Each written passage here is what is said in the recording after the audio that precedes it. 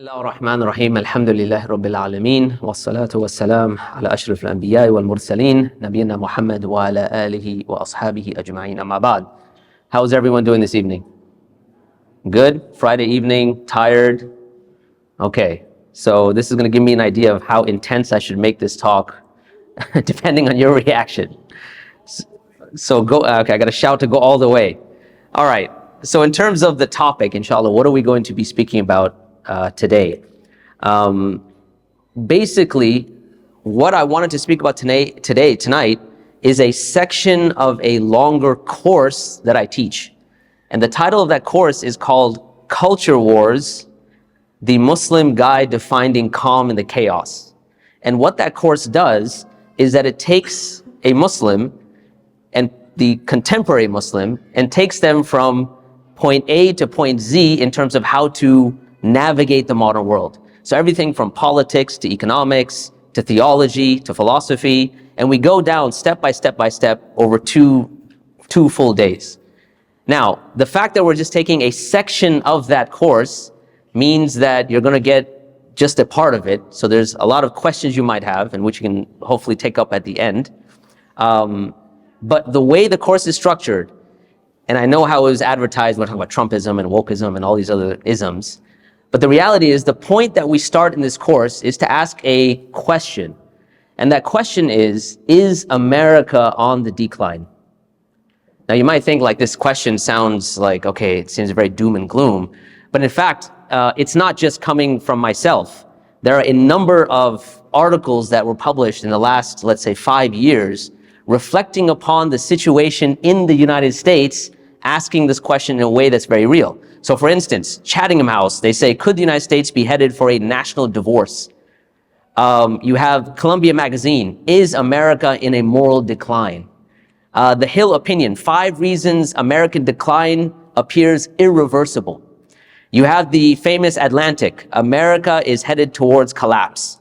Pew Research Center states, looking to the future, the public sees an America in decline on many fronts. So it is not just a question that we're asking in a vacuum, but we're asking this question because it's palpable in the air. Because you've come to a point that in typical American households, you have family members that are not talking to each other because they're divided on matters that stem from what we may consider politics, like you're a Republican, I'm a Democrat, but it's come down to something much more deeper than that. It has an impact on how a person's paradigm or worldviews has been affected, such that family members are not talking to family members. And you find this split in the United States that's so palpable that people are really pondering the question. Now, so starting with that question, this concept of declining, or the US or the American empire declining, there are a number of theorists that have spoken about it. And they call the phenomena of the fear of decline of your empire or of your civilization, they call it declinism. And so one researcher, he writes that American fears of decline and social change have been cyclical. In other words, starting from the very beginning of the American project, there were fears of decline in the very first 100 years. And it almost has a cyclical relationship with how Americans view America itself. Sometimes there's a type of hubris where Americans are very highly patriotic. They think they can take over the world. You've got, the end of the Cold War, American hubris is at its apex. So now there's no fear of declinism. But then you have certain events like the 2008 economic decline. And so now there's fears that are coming in because the economy is not as strong as it was. Now you have a fear of declinism. So what this author writes is that this is actually a cyclical phenomena in the US, and in fact, it's nothing to worry about. But when I'm going to argue that in fact, it does have a reality, and this reality is, it's based upon how you view history. And this becomes very important when you understand that there are different ways of viewing the historical data. 2 ways of viewing history in modern day academia. Number 1, there's the linear idea of history.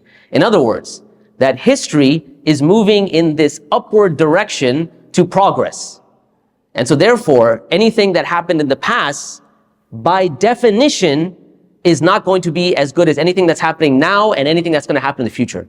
And so the very concept of progressivism is a part of this. In other words, just because you live in a certain epoch of time, that means you can make judgments about those people of the past. And those judgments include moral judgments. So morality now becomes something that's mutable solely based on time. Now, this view of history is what's known as a linear view. It's just a march towards progress. This is defined by, it's a single process. History moves in just a progressive fashion. And the people that some of the famous, let's say, sociologists and historians, you have Auguste Comte, Durkheim, Karl Marx was part of this phenomenon. But then you have the cyclical view of history. And I would argue that the cyclical view of history has more basis than the linear view for a number of reasons. So what is a cyclical view? The cyclical view says that there are multiple processes, that empires rise and fall, and that there is something known as the paradox of civilizations, which we're going to get to. In other words, the more a civilization rises, the more or the closer it is to failing, right? What goes up must come down. So there are processes here. There's a genesis, there's a starting point, there's a growth, there's decline, and then there's disintegration. Who are the people that follow this view of history? Well, you have people like the great Ibn Khaldun, rahimahullah, who follows the cyclical view of history. You have Oswald Spengler, Arnold Toynbee, and a few others that I'm going to mention, bi'idhnillah. Based on the cyclical view, if we were to look at what is going on in the United States today, and based on those theorists that take the cyclical view, there are some very interesting observations that we can make. Okay, so that being said, we'll look at one theorist, not Ibn Khaldun, I'll come to him in a second, by the name of Sir John Glubb. Now, Sir John Glubb was a British diplomat, and he actually spent time in what's current day Jordan. He was like a World War II, World War I, World War II hero and stuff like that. He knew Arabic very well, and he had studied a number of empires. So he studied the Assyrian Empire, he studied the Ottoman Empire, the British Empire, and so on, and he started to notice certain patterns. And these patterns, they culminated in what he calls the 6 stages of the rise and fall of empires. So stage number 1, he calls the stage of pioneers. This is where people are going out to explore, and they're trying to find a new land and so on. The second stage is what he calls the age of conquests, where these people now, they're going off, they're conquering certain lands. The third age, once the lands are conquered, he calls the age of commerce. This is where the civilization, the people have settled down, now they're transacting, and now they have economic progress. He says the fourth stage, and this is where you start to see the decline of the civilization, is what's known as the age of affluence. In other words, a lot of money has entered into the empire. He goes, you then have, followed by that, the age of the intellect, where because of the affluence, now people start to focus on technology and science and learning and progress. And even the term progress is loaded, so I'll park that. He says, finally, the last age is called the age of decadence. And he gives certain signs related to the age of decadence. Now, I'm going to pause here for a second. I wanted to juxtapose that with Ibn Khaldun's stages of the rise and fall of empires. So Sir John Glubb has 6 stages. Ibn Khaldun has 5 stages. So his stages, he calls stage number 1 is what's known as foundation, very similar to Sir John Glubb's stage. It is where the concept of what he calls asabiya is very strong. Now, how many people are familiar with the term asabiya? A few people, okay. Asabiya here not meaning a type of racism. What he means here, because that's generally, it has a very negative connotation. He's not talking about racism. What he's talking about is what you call a social cohesion. People are united based on their clan, on their tribe, on their deen, whatever it is, and this asabiya in the beginning is very, very strong. So social cohesion is at its apex. It's at the highest point possible. This is what he calls foundation. He then says that you go on stage number 2, which is the personalization of power. Here, you start to have leaders that are now formed and subjects. The third phase, he calls the growth and expansion. This is where you have relative luxury and tranquility. Money has now entered into the empire, and things are going very well. Just like Sir John Glubb, he talks about kind of intellectual fervor, the love for learning, technological progress, and so on and so forth. The fourth stage he calls stagnation, and the last stage he calls decline and dissolution. Now, this last stage that he has, decline and dissolution, and the last stage that Sir John Glubb talks about, this is where there's a lot of overlap, because they give us indications of the decline of empires. What are some of those indications? Well, for Ibn Khaldun, rahimahullah, he says Asabiyya is at its lowest. You have total disintegration when it comes to social cohesion. People have split apart. Families have split apart. Communities have split apart. And so there's a type of social disintegration. Asabiyya is at its lowest. For Sir John Glubb, he not only talks about kind of a split between people, but he delves into the economic realm. And he starts talking about a high level of economic inequality, defining it in this, what he calls the age of affluence. And what happens is economic inequality becomes so bad that you almost have two classes, the ultra rich and everyone else. Okay? The other interesting aspect that both Ibn Khaldun mentioned and Sir John Glubb mentioned is the proliferation of open lewdness. And part of that is homosexuality. Both of them mention this, that when a community is for John Glubb at the age of affluence, and for Ibn Khaldun at his final stage, that you will find proliferation of lewdness out in the open, that it's seen very clearly. You also see something very interesting that Sir John Glubb mentions.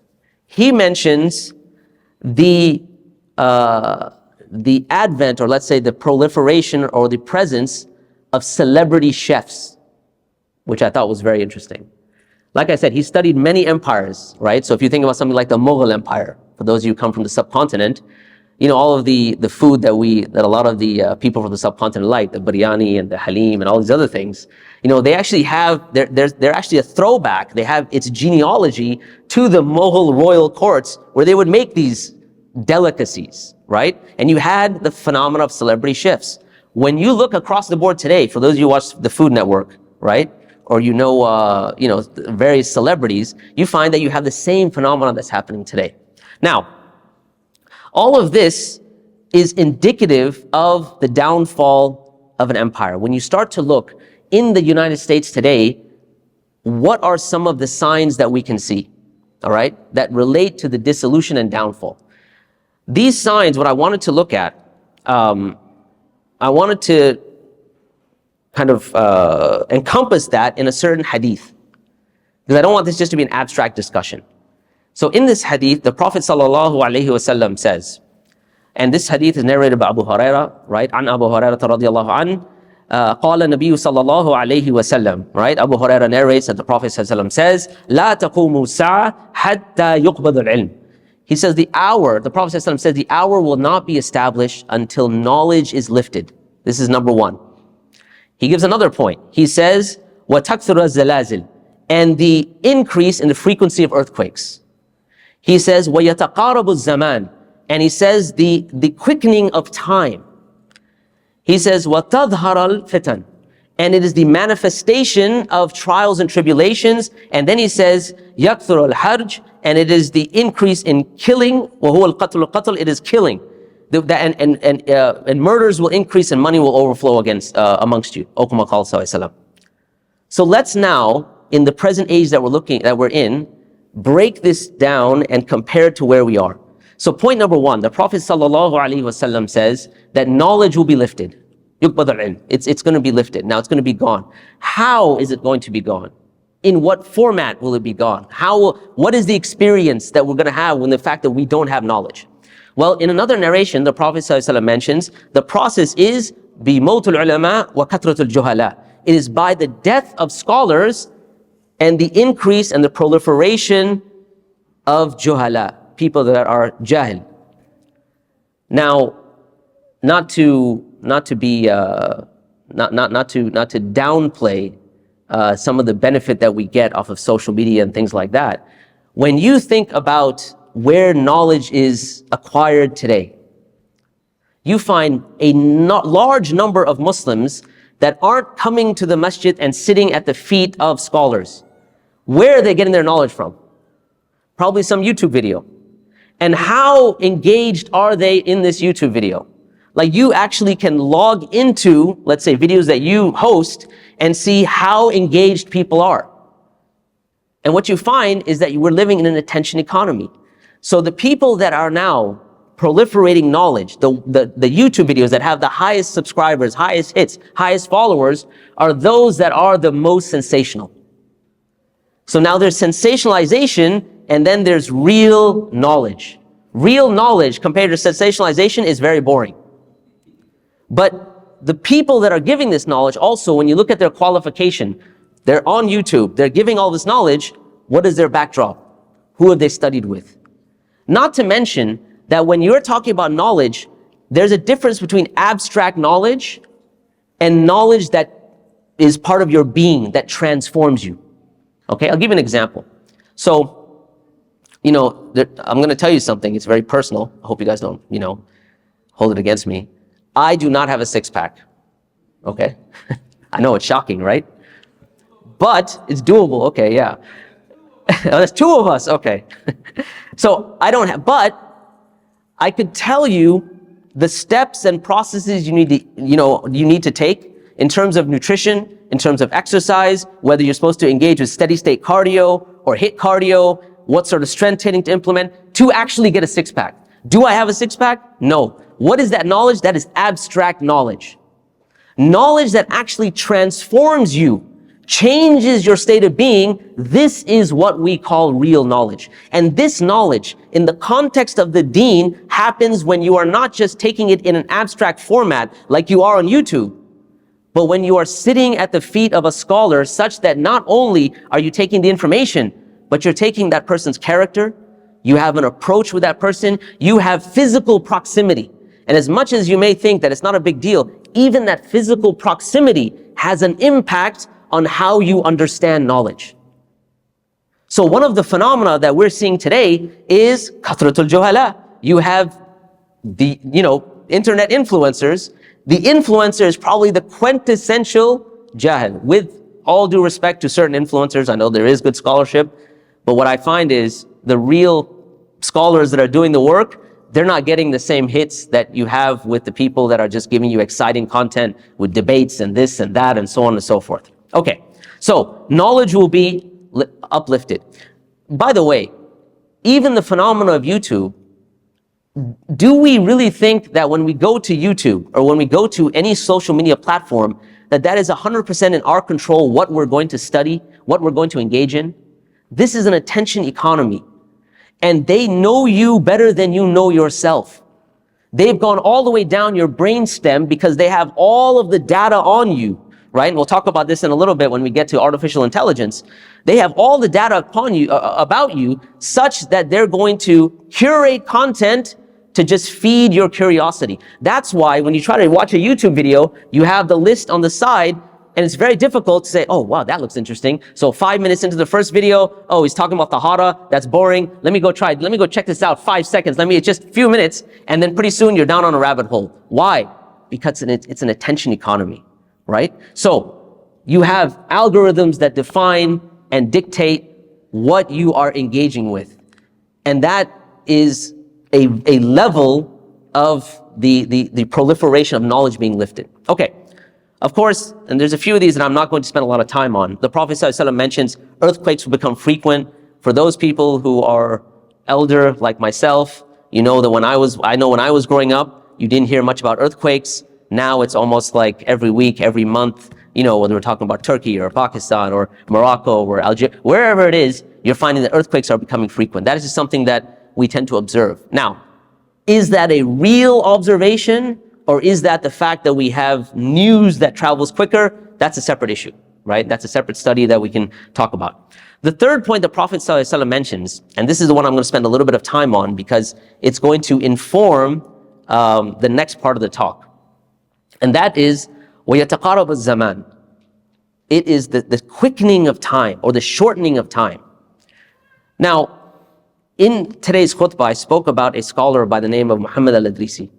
Okay, out of Muslim Spain, 12th century. And I said that he was a cartographer.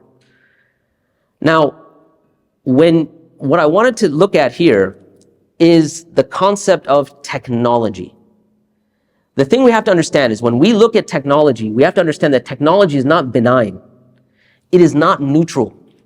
Every time a technology is introduced, you gain something and you lose something. Always. There's always benefits and costs. The problem is that when technology is introduced, usually because the person that's introducing it or the company that's introducing it is only going to be focused on what are the perceived benefits. Even the inventor, they're blind to what could be the potential cost. So when we look at something like social media, people thought, okay, now this is going to democratize societies. People can get into touch. People can connect who have been disconnected. But what's undermining all, or what's undergirds all of that is all of the mental health issues that start to arise. All of the other issues that start to arise, the attention economy, the breakdown of kind of, of society and so on.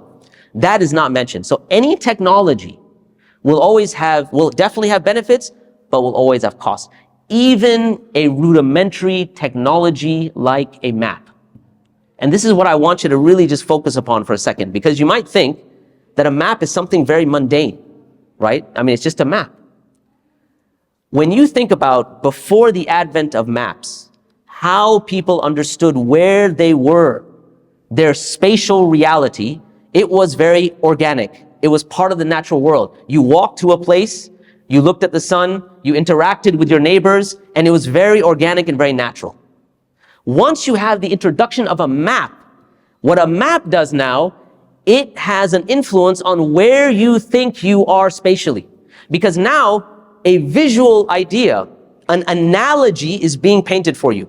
In other words, space that you don't have access to. Let's say you've never been to certain parts of the world. Now you have an example, a mathal, an analogy of that space.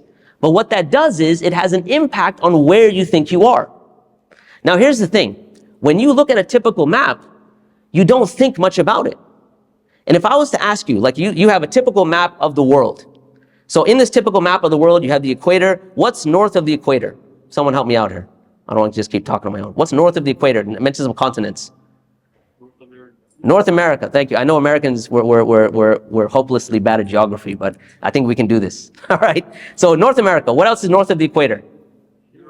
Europe. Okay. Asia. Okay, great. Give me something that's south of the equator. Australia. Thank you. What else? All right. Africa. Parts of Africa. Okay. Now, the way we see the map today is built on was put together by Ptolemy. It's a Ptolemaic map.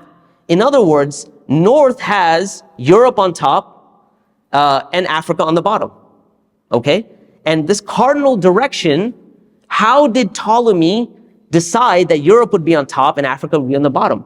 Because when you compare that to a map by Muhammad al-Idrisi, rahimahullah ta'ala, who I spoke about earlier, he's a cartographer. He draws the map with Africa on top, Africa north, and Europe south.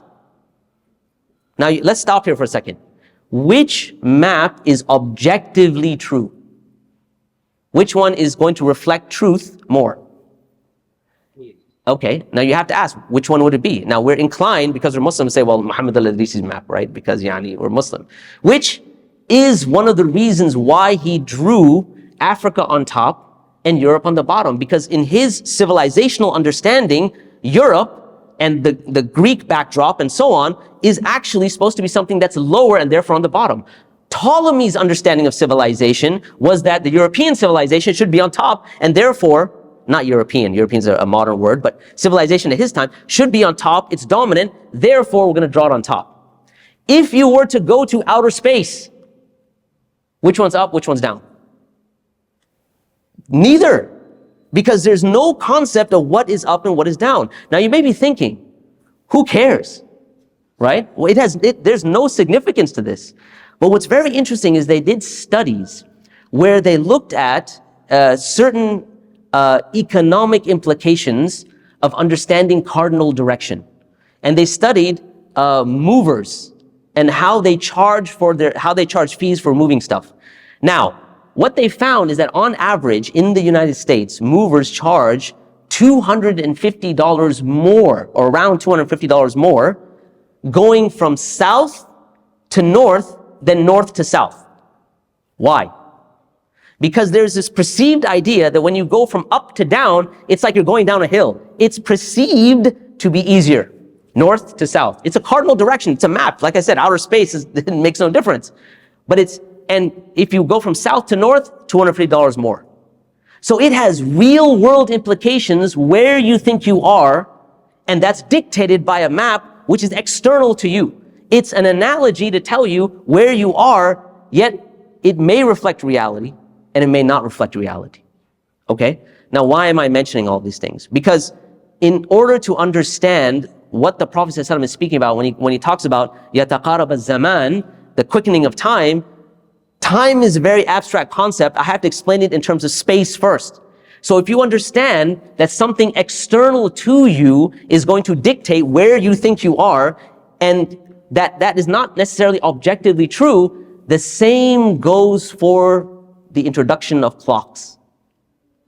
Just like space, and by the way, I always think it's interesting that it's not just maps, right? So it's not that it just dictates where we are, but now we have things like Google Maps. So it's not just, okay, this is where I think I am, but now it's like make a right, make a left, and there you are saying sami'na wa ata'na, and you're turning left and right or whatever it may be, right? So it has an impact on you.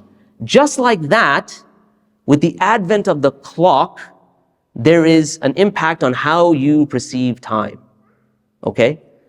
When do researchers say clocks were actually invented? They were invented by Benedictine monks. And they wanted to divide up their prayer times over 7 times in the day, and they wanted to be as precise as possible. Now, why was precision important for them? This is a whole nother discussion, but it actually goes back to their roots in Platonic ideals. In other words, there's this concept of abstraction where precision and perfection is on the higher level of ideals, and it is upon a person to meet perfection. So when it comes to time, they wanted to divide things up as perfectly as possible. So instead of having things like water clocks or sundials, which are imperfect because they're based on celestial realities and weights, and in winter, when water clocks break down, if it's cloudy, your sundial doesn't work. Now you want something that's accurate and precise, and because you need 7 prayer times in the day, according to Benedictine monks, they invented the clock. But what did the clock do? What it did was, it took our understanding of time and made it serial. It divided it into precise parts, which again are not necessarily connected to the cosmos or the celestial reality.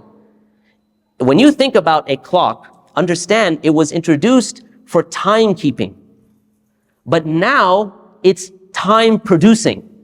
Now, when you now are subject to a clock, time becomes what you're following and what you have to now submit to. That is not connected to the natural world. So before clocks, you had people that were more agrarian. They worked more on like the farmlands and things like that, and their adjustment was more in tune with the natural world. When you're more in tune with the natural world, you're more in tune with nature. When you're more in tune with nature, you're more in tune with your deen, because this is deen al-fitra, right? And I'll talk about that if we have time at the end, okay? So just like maps dictated where you are spatially, clocks dictated where you are temporally in terms of time. Does anyone know when the concept of 60 minutes to an hour, when and where it arose? I'd be thoroughly impressed if anyone knows this. When this actually came up. Chat GPT. So 1345, generally, most researchers pointed out to 1345, when you have, I'm forgetting the individual's name, but he introduced an hour to be divided into 60 minutes and 60 minutes to be divided into 60 seconds. Prior to 1345, the concept of an hour was not divided like this. Your experience of time was more natural and organic. In fact, when you look at the Quran and you look at the various words for time, you find that this phenomena is reflected. So for instance, when you look at Surah Al-Asr, وَالْعَصْرِ إِنَّ الْإِنسَانَ لَفِي خُسْرٍ, that by time, now Asr reflects this type of serial time. In other words, this time that's divided, that's dictating things to you, where things are moving a lot quicker. In fact, even the time of Asr is considered a time that you're kind of at the end of the day in a sense. And that's why you need to quicken up. So it reflects a type of quickness. But there's another term that Allah subhanahu wa ta'ala uses in Surah Al-Insan, where Allah subhanahu wa ta'ala says, هَلْ أَتَى عَلَى الْإِنسَانِ هِنَا مِنَ الدَّهْرِ لَمْ يَكُنْ شَيْئًا مَذْكُورًا. Has there not come upon man a dahr, a time when he was not a thing mentioned? Stop here for a second. Did time exist if you did not have a conscious state and you weren't there? Yes. Were you able to perceive it? No, because it's before you were a thing mentioned. You didn't, 200 years ago, this was all barren land. No one was sitting here. Was time existing? Yes, it was. But that time, which is known as absolute time, is different than serial time. And interestingly enough, he says that indeed we created man from a sperm drop mixture so that we may try him, and we made him hearing and seeing, sami'an basira. In other words, your conscious state, the fact that you can hear things and see things, means you have a consciousness, means you exist, means you can experience time. Before you had seeing and hearing, you could not experience time, but there was still dahr. In fact, there's a hadith of the Prophet ﷺ where the Prophet ﷺ mentions, he says, do not curse time. La tasubbu dahr. Do not curse this phenomena of time. For inna Allah huwa dahr. For indeed Allah is dahr. Right? Why? Because there's the phenomena of time as it has upon you, and then there's time as it exists. Right? So, the quickening of time. So, 1345, you have the introduction of time being divided. An hour in 60 minutes, 60 minutes being divided in 60 seconds. What was the impact of that? Now, before I get there, there's another hadith of the Prophet ﷺ which I'd like you to reflect upon with this understanding of time. In other words, imagine now that you are sitting in the gathering of the companions and the Prophet ﷺ, and he mentions this hadith to you. He mentions this to you. This is before 1345, right, of the current era. So think about it. Before you had 60 minutes to an hour and 60 seconds to a minute. So he says, An Anas ibn Malik radiyallahu anhu قال قال رسول الله صلى الله عليه وسلم لا تقوم ساعة حتى يتقارب الزمان فتكون السنة كالشهر. He says that the hour will not be established, right? The hour will not be established until time passes quickly. Same phenomena. And a year is like a month. What's very interesting is when you look at how time is measured today, and the Gregorian calendar, which works on an abstraction, it disconnects us from the natural world, right? A lunar calendar moves through seasons. A Gregorian calendar, which is a solar calendar, has to make adjustments to keep its abstracted units in line. That's why every 4 years, there's a correction, which is what? The leap year, right? You get an extra day in February. Even that is not precise. It doesn't match celestial realities that Allah has set. Okay? So now, the Prophet ﷺ says, a year will be like a month, a shahru kal jum'ah, and a month will be like a week will be like a day will be like an hour, and an hour will be like the flickering of a candle. When the Prophet ﷺ says, as-sa'a, does he mean 60 minutes? Think about it. No. What he's talking about is this mutable concept of time, such that an hour is something that you just perceive by way of the sun and the moon and a kind of a rough estimation, right? There are benefits to tying your concept of time to the natural world, which I don't have time to get into, but maybe in the Q&A we can talk about it. Okay, so the Prophet ﷺ says that there's a quickening of time. Anyone that has gone back home, let's say, right? So if you've immigrated from, Egypt or Pakistan or wherever, right? I'm sure you would have experienced, it seems like time moves slower there. Sah walala. Is that correct for the people that have gone back? You ever wonder why? A lot of people say it's because the Muslim world, they're so lazy and backwards, they don't work and blah, blah, blah, blah. All these, But I think it's very foolish.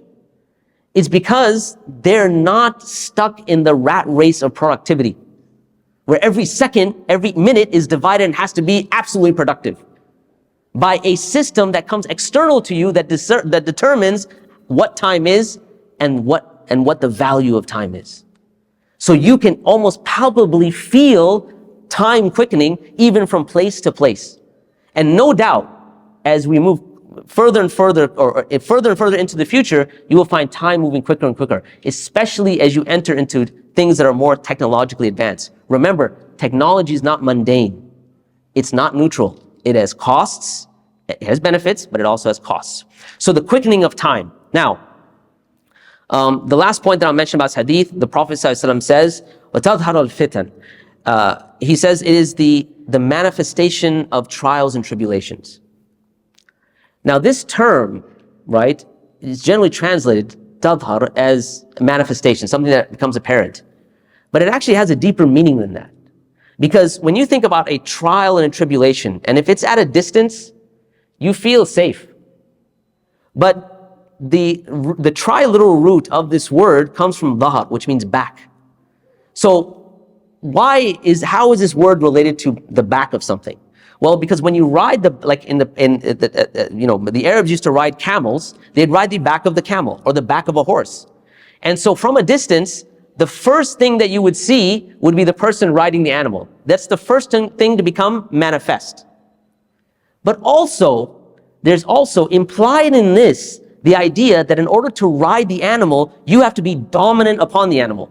You have to have superiority to be able to ride the animal. So it's not just that these fitan are now manifest, that they're there on a distance, I can see it from a distance. No, they've now encroached upon our very own understanding of reality, our very own deen, our very own sacred spaces. And now it's not just they become manifest, but now there's a type of dominance that's happening. And this is what's being reflected in this particular hadith. Okay? What are some of those fitan? Well, you have something which is known as is the crisis of postmodernism.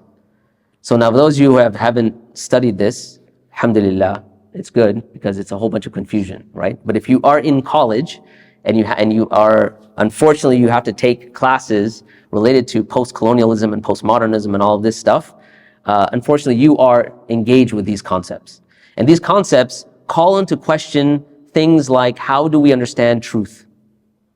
How do we know what is true? And in fact, if you say that there are objective ways to know truth, then you will be disregarded.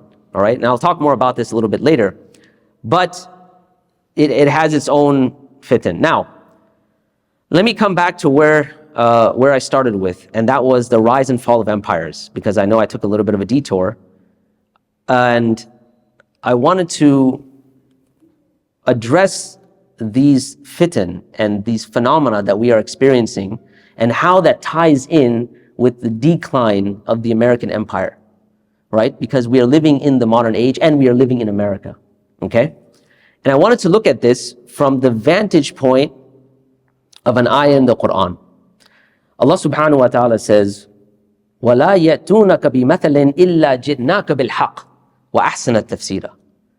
They do not bring a mathal except that we bring the truth and the best explanation. Now, I didn't translate mathal on purpose, okay? A mathal is like an analogy. It's an example. It's a parable.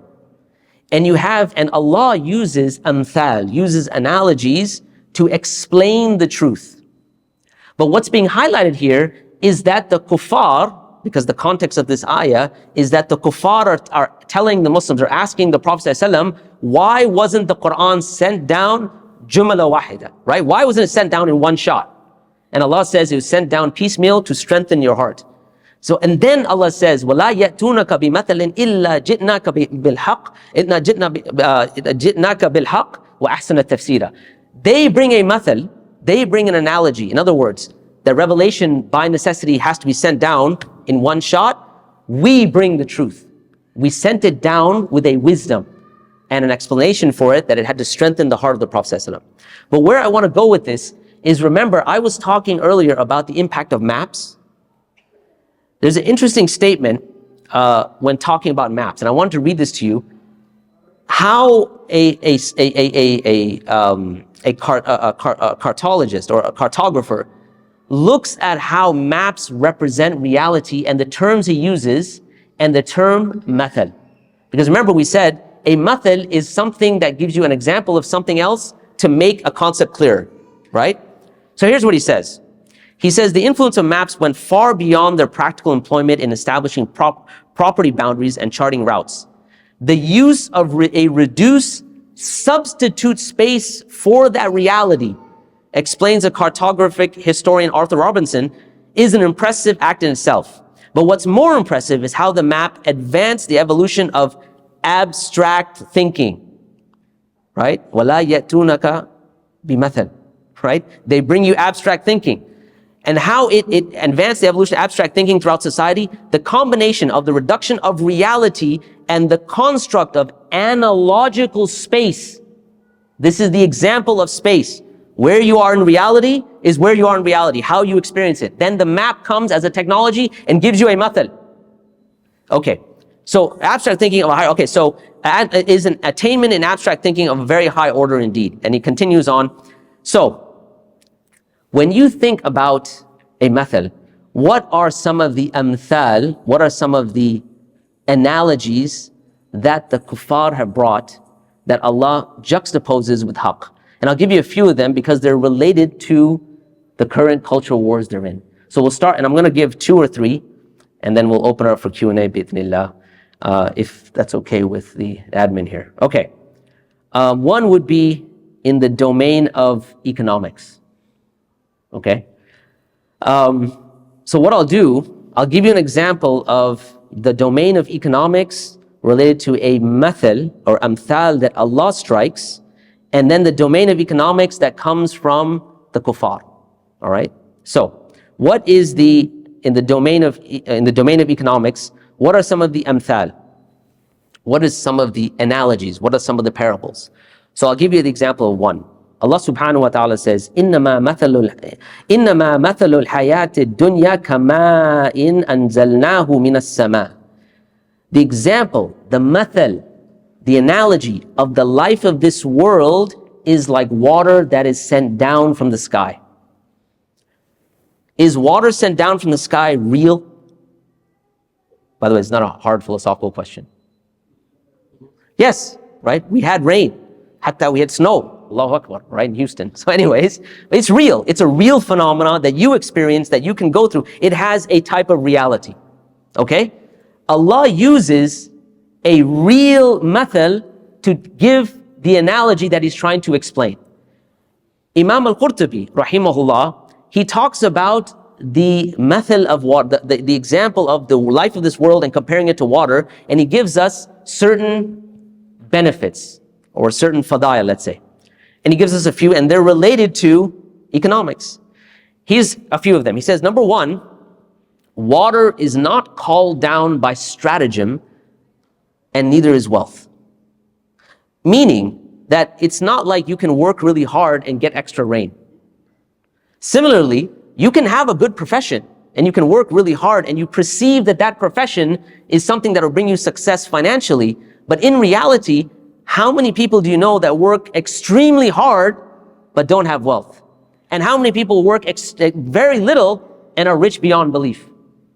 So he says that just like water, just like rain comes down, there's no stratagem with wealth either. Yes, you work hard, that's part of it, there's the connection there, but it's like water.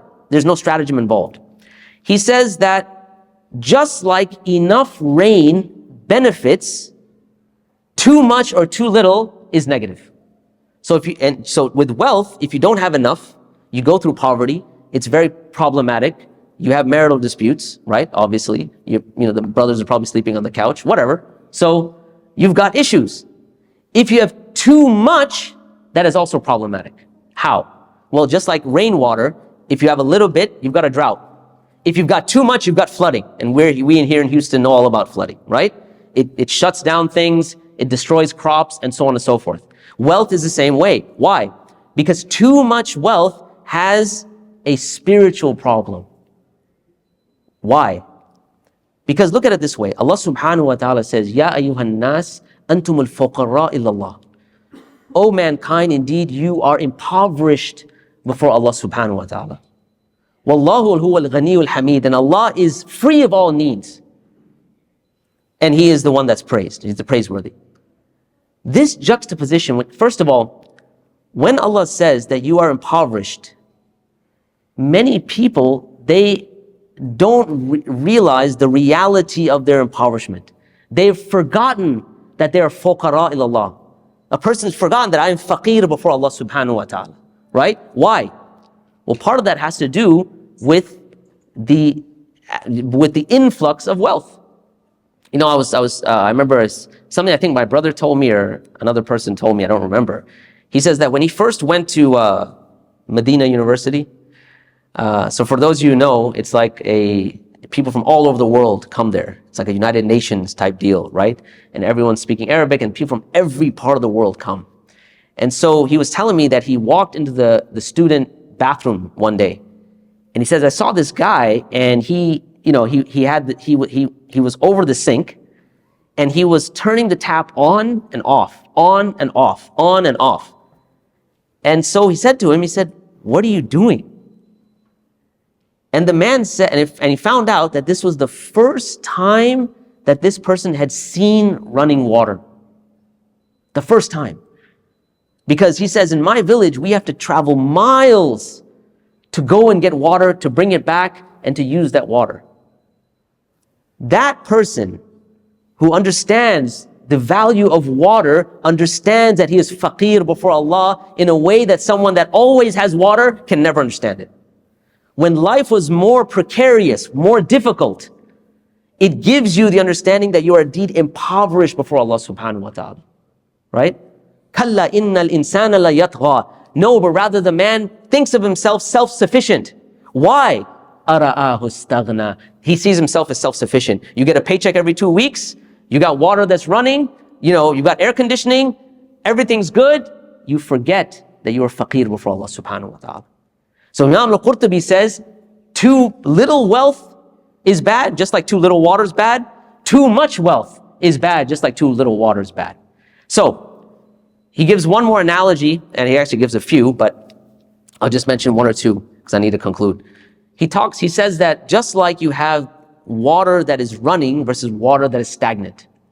If you have stagnant water that isn't flowing, you're going to have a mosquito problem. You're going to have problems with smells and sewage and all sorts of other things, right?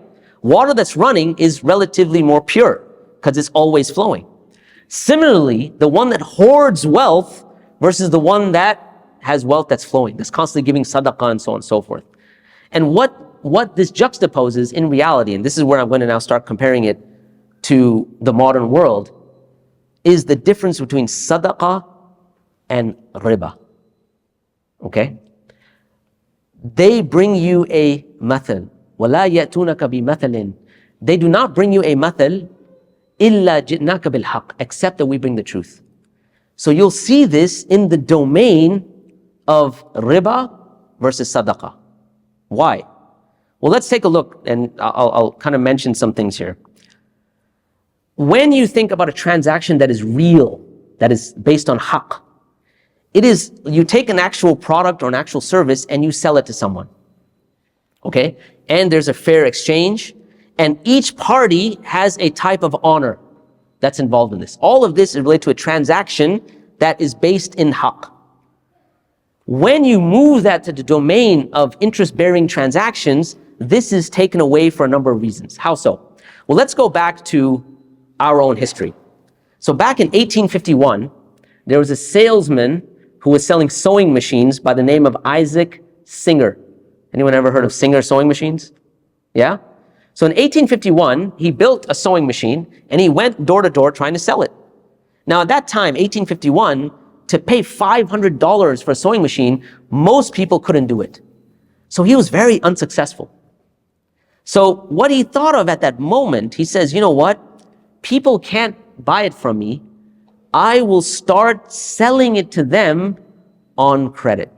Meaning, instead of paying me $500, you can pay $5 a month.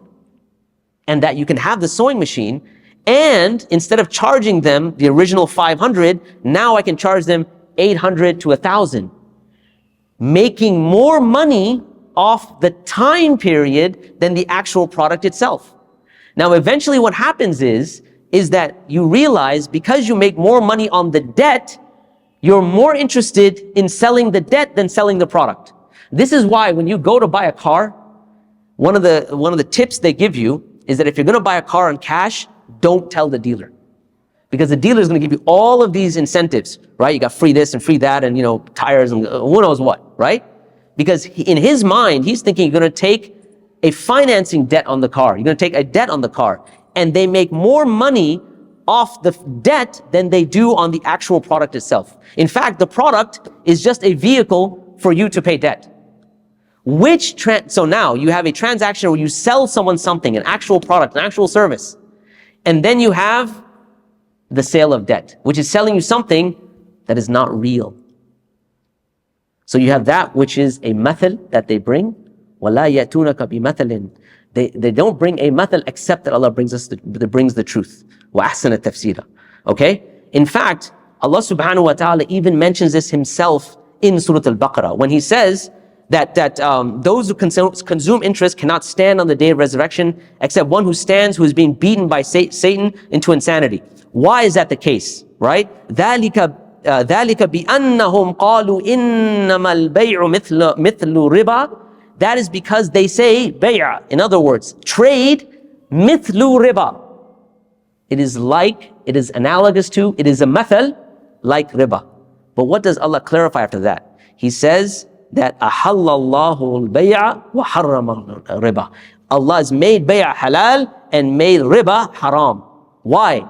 One is based on truth, haqq, wa ji'naka bil haqq, and the other is based on a mathal that they've brought, which is not true, which is not haqq. Number two, related to debt transactions. And by the way, this is a free tip that I gave on the car. So if you're going to buy cash, don't tell them it until at the end, all right? Number two, is it possible that you can have more products than debt? It's not. You will always have more debt than products. That's why, in terms of debt servicing, you have to strip the land as quick as possible to this insatiable concept of debt, which will never be satiated. And this destroys the planet. So they bring a mathal, and Allah brings the truth, right? All right, very quickly, because I want to conclude here, inshallah. So that was in the domain of economics. Let me just mention the domain of society, and I'll end with that point, inshallah.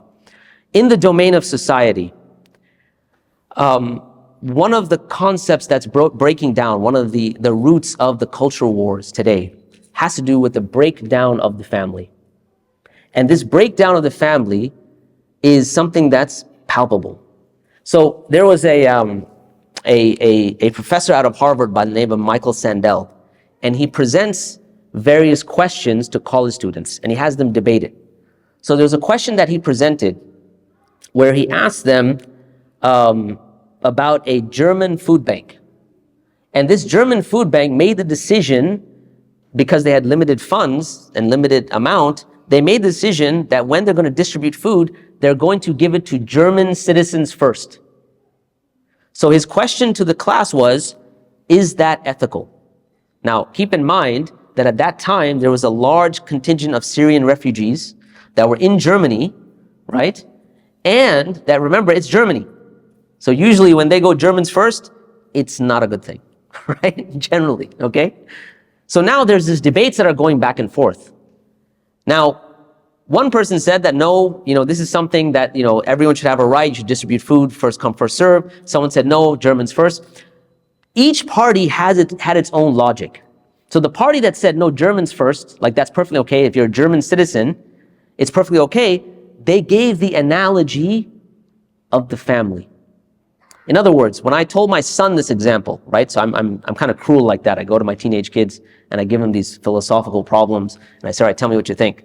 So my son said, the Germans have the right, or the food bank has the right to give Germans first. And I was like, how can you say that, man? You're Muslim, whatever. He said, Baba, let me ask you something. If we were starving and you only had food enough for one person, and it was between me and the neighbor's child 5 neighborhoods down, and you only had enough for one, who would you give it to? Me or the neighbor's child? All right? I was like, that's messed up, man. You're getting personal, right? Like, what's going on? So I said, yeah, obviously I'd give it to you. He goes, so if that's the case here, and we talk about familial relationships, why can't that be the case when it comes to preferring your own people first? Okay, good argument. And someone gave that argument in the class that Michael Sandel was conducting. But now check out the response to that argument. The response to that argument, and this is going to be a reflection of the current culture wars. The response of the argument was, the family structure itself is one of oppression. The family should be eradicated in totality because it is one of hierarchy and oppression. This was a real answer that was given by someone in response to the gentleman who said, just like you have familial relations, so you can have Germans first. This was a response. Where are these responses coming from, by the way? Both of these responses, I would argue, are fitri. They come from the fitrah. Now you might be like, whoa, that's, what do you mean? On one hand, you have a familial, an inclination for a familial relationship, right? Relationship with the family. On the other hand, you have a fitri concept of justice. The only way to adjudicate between these two sides is revelation, right? Nurun ala nur. Okay? And that is the benefit of Islam at the end. But now, point in mentioning this is that why is the family breaking down so quickly in the United States? Right? And there's a number of reasons. There are economic reasons and so on and so forth. But understanding that the family not playing the central role is one of the indications that Sir John Glubb and Ibn Khaldun gives. They both give it. And what you're seeing is the disintegration of the family in the US. And all of that is being fueled by a number of factors. I would argue transgenderism has a lot to do with that. The LGBTQ movement has a lot to do with that.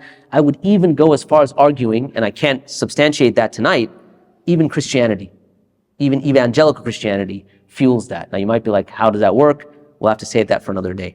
Point being, if that's the case, and America is on the decline, is that a hopeless situation? And I wanted to give you the answer from Ibn Khaldun, right? So remember we talked about Asabiya and so on and so forth. And I just wanted to quote him directly, and I'll end on that.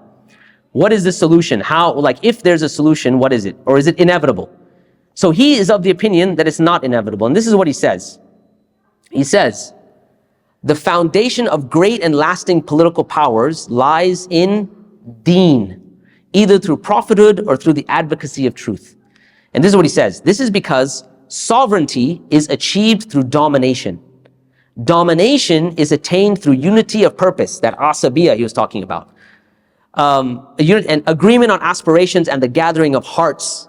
Such unity can only be achieved with the help of Allah in establishing His deen. As mentioned in the Quran, Allah subhanahu wa ta'ala says, لَوْ أَنفَقْتَ مَا فِي الْأَرْضِ جَمِيعًا مَا أَلَّفْتَ بَيْنَ قُلُوبِهِمْ and had you spent all that was on earth, you could not have brought their hearts together.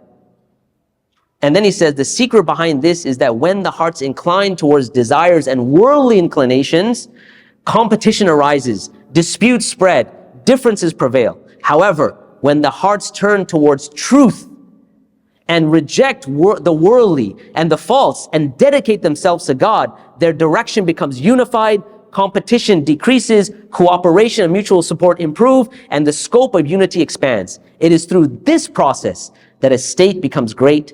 And he continues on. So really what it's at the heart, is if we're saying America's on the decline, is it hopeless? No. But how will people be able to pull themselves out of this decline? That is all in your pockets, al-Islam.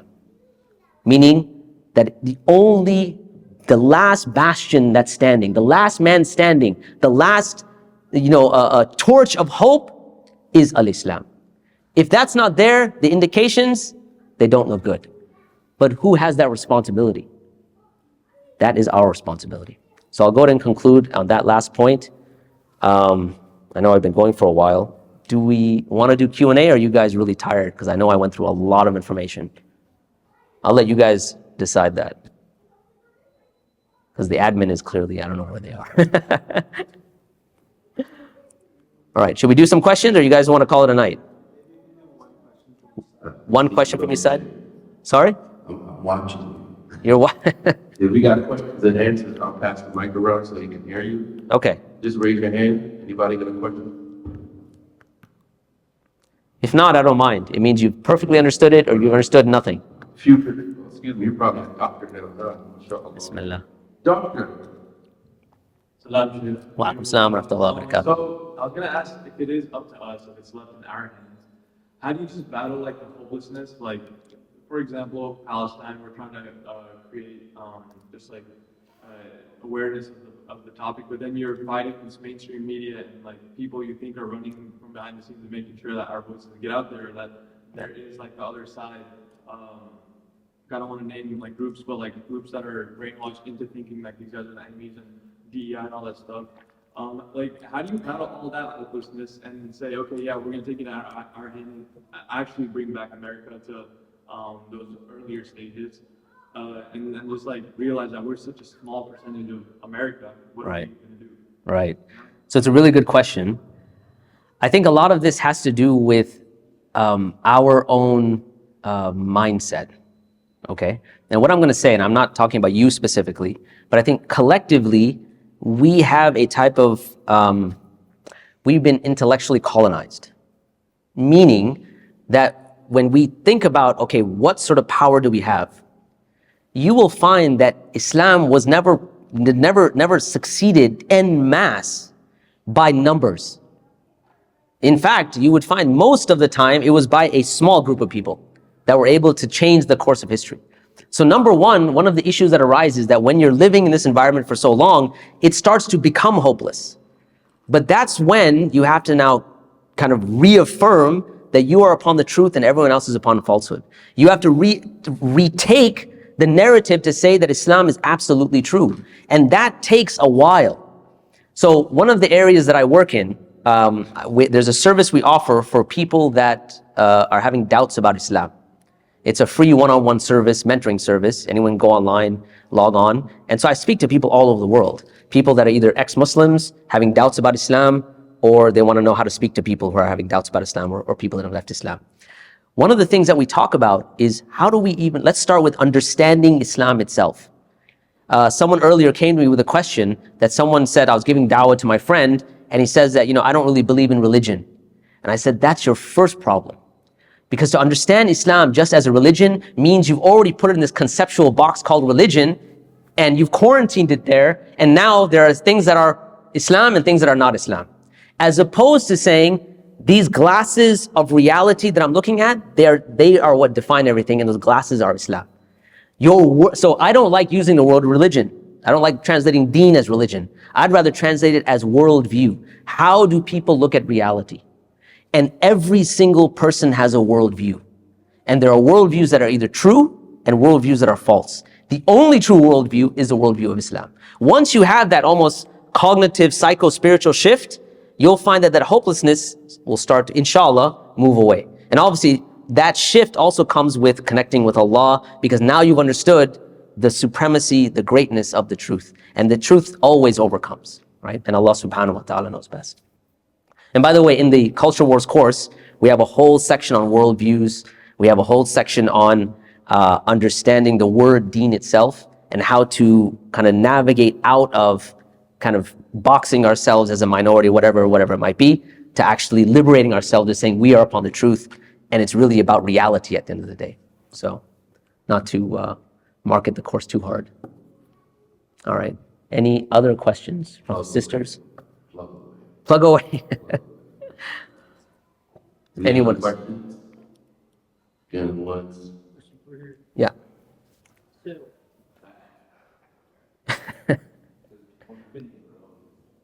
So the question is related to how right now in Muslim society in America is divided, where some are saying we should be taking the stance of the liberals because they like us, Yeah. they stand with us, while the actual moral stance is really conservative. So how would we So one of the things is, again, when we're talking about quarantining ourselves to boxes, one of the things we have to be careful of is not quarantining ourselves to boxes of political parties, right? Or political leanings, right? So yeah, there may be certain things that the conservatives have that we like and we incline towards, right? I mean, the fact that I live in Texas is great, especially when I speak to people from California. It's great. I'm like, man, life sucks for you guys, right? I do talks over there. The first question I get, what is Islam's stance on transgenderism? I'm like, oh gosh, man, right? But that doesn't mean that everything that comes from the liberals is totally wrong, right? The point is, is that our standard is not defined by conservatives or liberals. Our stance is one that is moral and that is rooted in Islam itself. So when we're trying to decide, we don't make judgments just based on kind of the two-party system. In fact, the two-party system is very superficial. And we have to now go way above that. Again, if we're upon the truth, then we decide what is true and what is not true. We decide what is moral and what is immoral. Why? Because we are the ones that have guidance. Alhamdulillah. Right? So in navigating that space, it's not just a simple matter of, are you conservative, are you liberal? Because then you fall into the same culture war that everyone else is into. But that's not us. We want to take people out of those issues. And if you're going to do that, you're going to go issue by issue, candidate by candidate, and say, where does this person stand and what is the most important issue? I'll give you an example.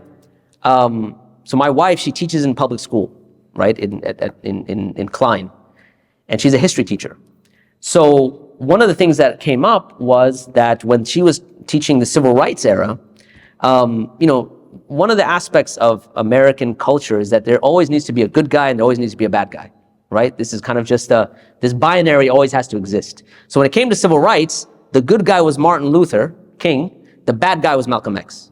Okay, khalas. Now my wife is like, there is no way in hell I'm going to teach that Malcolm X, rahimahullah ta'ala, is the bad guy here, right? But the point is, that was something that was implemented by the people that decide the curriculum. Now, if you have people who are going to say, hold on, our curriculum needs to be decided by X, Y, and Z criteria on the school board, you're not going to look at whether they're conservative or liberal. You're going to say, what impact are they having upon the curriculum that Muslims are studying and non-Muslims are studying too? So that's an issue by issue that you're going to go when you're trying to engage. The second thing I'll mention about this is that we really have to start now being more proactive. It's not being reactive and being stuck in the political system that we're in. But we want to now look 5, 10 years in the future and say, okay, how can we move the country in the direction where they're closer to Islam and closer to the truth?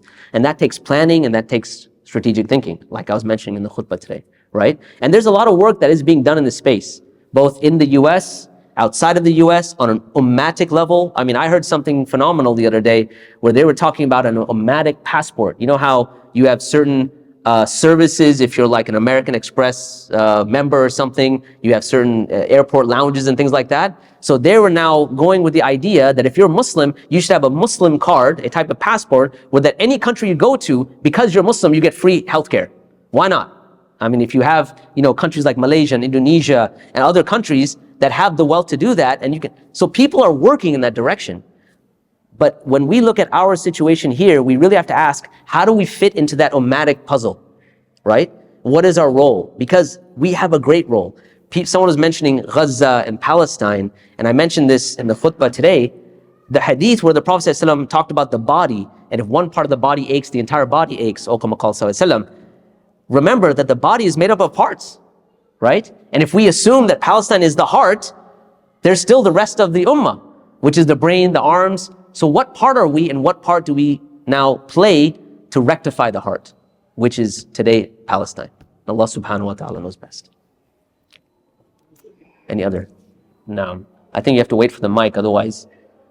Or any sisters that have questions? Okay, we'll make this the last question of the evening. Assalamu alaikum, Shaykh. Jazakallah. Wa alaikum assalam wa rahmatullah wa barak. So when I read Surah Al-Kahf and it says مطلع الشمس, مغرب الشمس, so the context of time and math that you just mentioned, Yeah. does this refer that the sun has a starting point and an ending point? Because right now the time starts in Russia, like the current timing system in Sure. Russia, then ends in US. Sure. So yeah, thank you. So wait, could you repeat what exactly you're asking? Like, what is the value of that ayah? Or I don't understand the question. So yeah, in the Surah Al-Kahf there is مطلع الشمس, Yeah. مغرب الشمس. Yeah. So these 2 points Yeah. seems to me unknown now, Okay. because the time we use right now Sure. is, as I said, it's artificial, not Yes. real price. Yeah. So, Yeah. So one of the aspects of the Quran that we have to understand is that when the Quran is giving us reflections of reality, it also understands that human understanding evolves over time as well. And the 7th century understanding, it'll be valid for that, and it'll be valid for the 21st century understanding as well, by way of the words that it uses and the imagery that it gives. One of the issues that arose, maybe I want to say 10 years ago, is when we had this concept of scientific miracles of the Quran. The problem with that, the problem with this narrative, and may Allah reward all the people that used it and tried to make da'wah with it, but there was a fundamental problem with that narrative. The problem is that science as an endeavor is mutable. In other words, you can have new discoveries over time. The Quran is immutable, meaning it is set, it is something that is absolute. If you take something that's mutable and you compare it to something that is absolute, this is a big problem methodologically. And we started to see this. Remember, I work with people that have doubts and people that left Islam. People that were using that narrative would go to their, let's say, geology professors and tell them, look, the Quran says, وَالْجِبَالَ أَوْتَادًا, right? The mountains are like pegs. And the geology professor would say, no, now we have a concept of tectonic plates. So your ancient book is outdated. But what do you think that does to someone that now says science will now decide whether the Quran is true? It's very problematic. So this question that you're asking, yes, there is an abstraction of time that we decide in the timeline, but at the end of the day, that's still just an abstraction that is made by humans, right? It doesn't take away from the truth value of the Quran. So it's something that you just have to be a little careful with. And Allah subhanahu wa ta'ala knows best. All right, so we'll conclude there. Jazakumullahu khair. May Allah subhanahu wa ta'ala bless all of you. May He raise the state of this ummah and make us all torchbearers to the success of this deen. And may He reward all of you, grant you the highest station in Jannah, and make this heavy on your scales of good deeds on Yawm al-Qiyamah. Jazakallahu khair. Subhanakallahumma wa bihamdik. Ashhadu an la ilaha illa anta astaghfiruka wa atubu ilayk. Assalamu alaikum wa rahmatullahi.